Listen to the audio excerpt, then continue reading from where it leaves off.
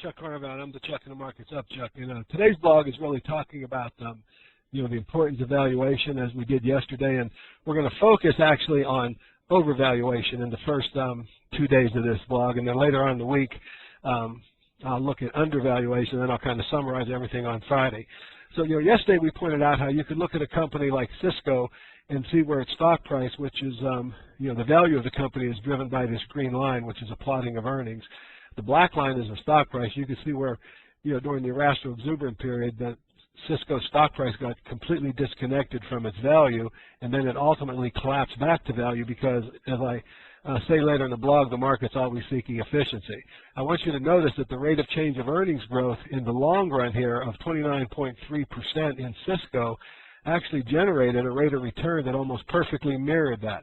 In other words, over 20 years, Cisco would have generated over a 30% compounded return, turning 100,000 into 15 million.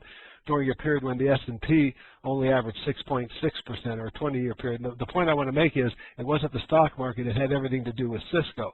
But in the middle of this performance here, as I'll show you in a moment, obviously overvaluation created a disaster. If you'd have bought Cisco in March of 2000 at $77 a share, you'd have still lost at this time over 2/3 of your money.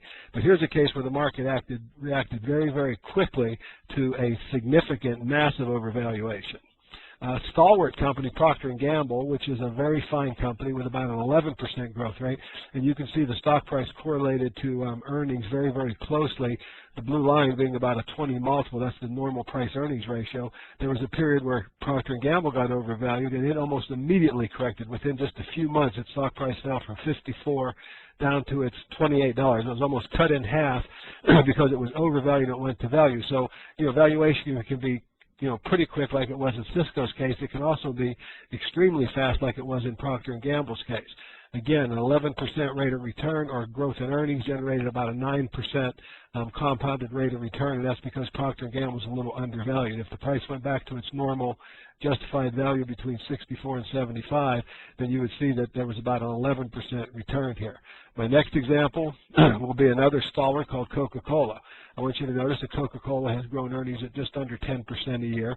The stock price pretty much tracks up. There was a period where the stock price got overvalued, but this was kind of an insidious period of just 1, 2, 3, 4, 5, 6, 7, actually 8 years of just kind of continuously dropping prices, where Coca-Cola was massively overvalued, at the end of 1998, and then over the next 8 years, its stock price just, really collapsed. And then finally, the last example I'm going to show today is Wal-Mart. And I want you to notice here where Wal-Mart, just like Coca-Cola, got massively overpriced. The difference between Coca-Cola and Wal-Mart is Wal-Mart stayed flat almost for 5 or 6 years. But the point is, ultimately, even though in the case of Wal-Mart it took a long time, in the case of Procter & Gamble a very short time, bottom line is valuation is a great predictor. In this case, overvaluation predicted very, very poor returns. Now I'm going to conclude today's blog by kind of shortening the time frames a little bit here and show you a point. Here's a case where, starting from 1996, Wal-Mart started in value. It generated about a 14% compounded rate of return, 13.7, ended just a little bit undervalued.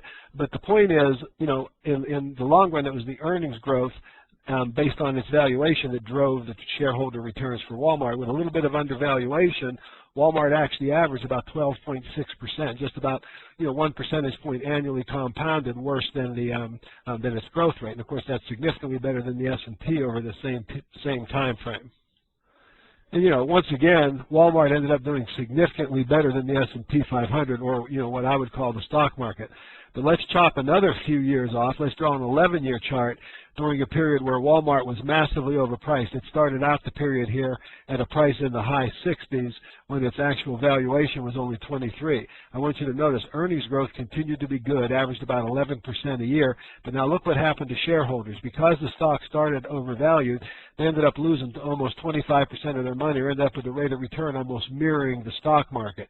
Same company, the big difference here was valuation. Valuation is truly the great predictor. This is Chuck Carnevale. I hope this added some extra insights into your investing skills. I look forward to talking to you again tomorrow. Thanks for listening.